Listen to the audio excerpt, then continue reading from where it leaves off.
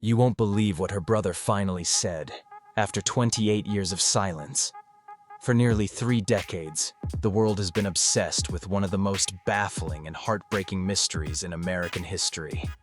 A 6-year-old girl, famous for her smile, her crowns, and those bright blonde curls, was found dead in her family's basement the day after Christmas. And for all these years, questions have never stopped. Who killed JonBenet Ramsey? And why? But now, after 28 years, someone at the center of the storm is finally breaking his silence. Burke Ramsey, JonBenet's older brother, has stayed out of the spotlight since that devastating day. No interviews, no statements, nothing. But that just changed, and what he shared has left the world in shock. Let's go back to where it all began. JonBenet Patricia Ramsey was born in 1990 in Atlanta, Georgia, into what many would call a picture-perfect family. Her dad, John Ramsey, was a wealthy tech executive. Her mom, Patsy, a former beauty queen who once wore the Miss West Virginia crown. Together they raised their 2 young kids, JonBenet and Burke, in an upscale neighborhood in Boulder, Colorado. JonBenet's childhood looked like a dream.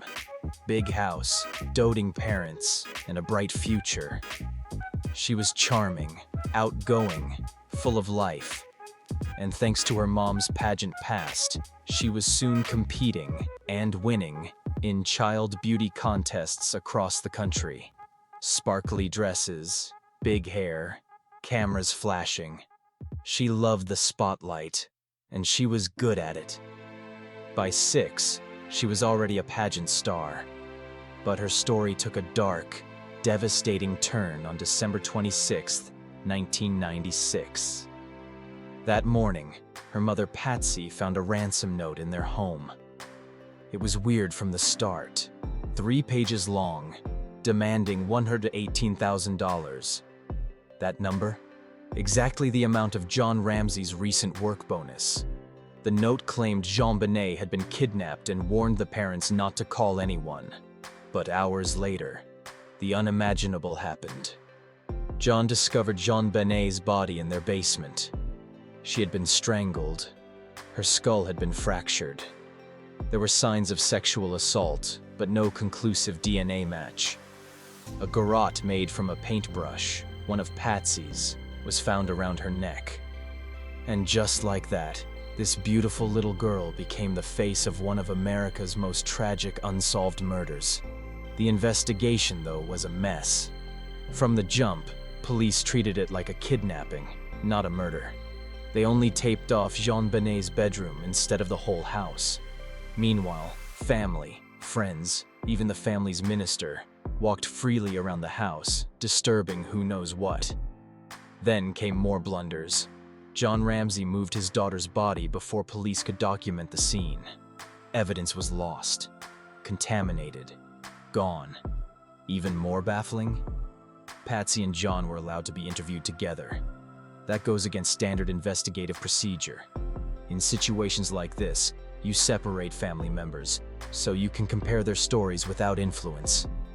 That never happened. And then there was Burke. Only 9 years old at the time, he was in the house that night. But unlike his parents, he stayed almost completely out of the spotlight. No press, no appearances. And for the next 28 years, people wondered, what did Burke know? Was he involved? Was he hiding something? Countless documentaries, articles, and internet theories popped up pointing fingers in every direction, some even toward Burke. But no charges were ever filed against him, or anyone in the family. Still, the rumors never stopped. Over the years, DNA testing gave us glimpses of hope. In 1998, tests showed that the DNA found on JonBenet's clothing didn't match any of her family.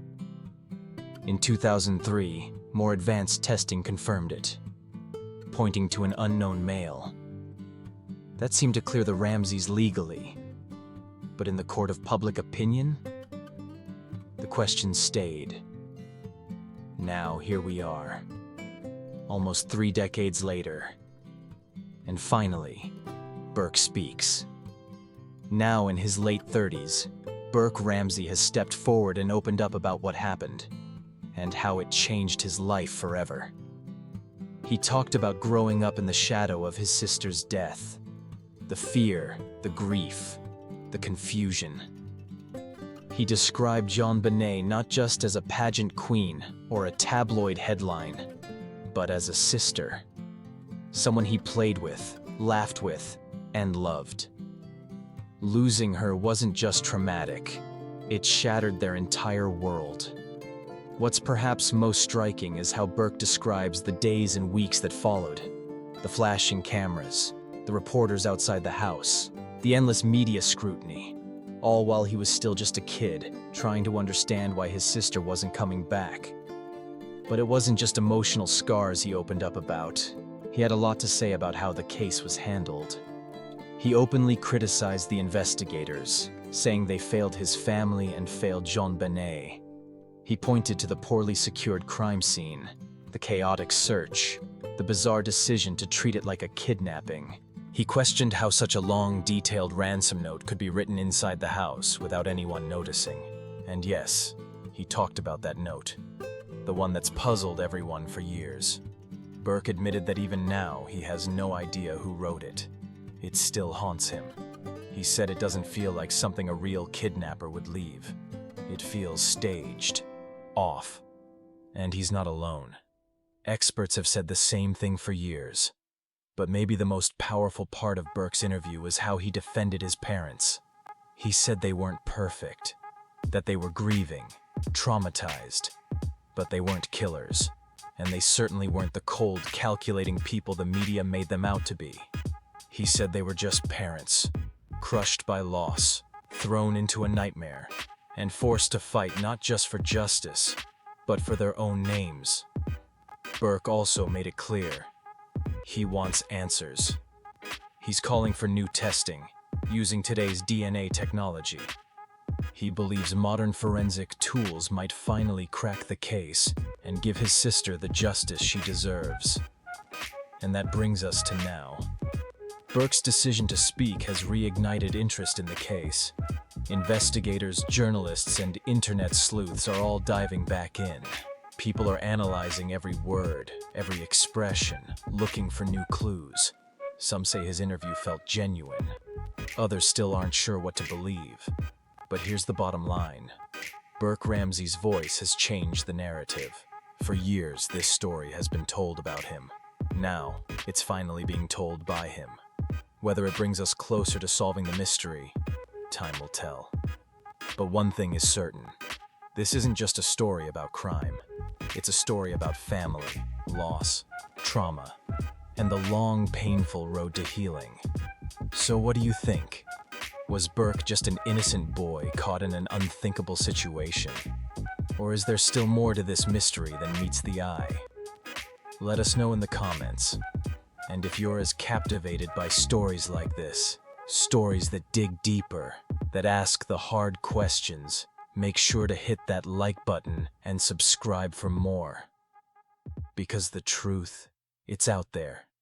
And sometimes, it takes decades for it to finally come to light. Justice for JonBenet. Maybe, just maybe, it's not too late.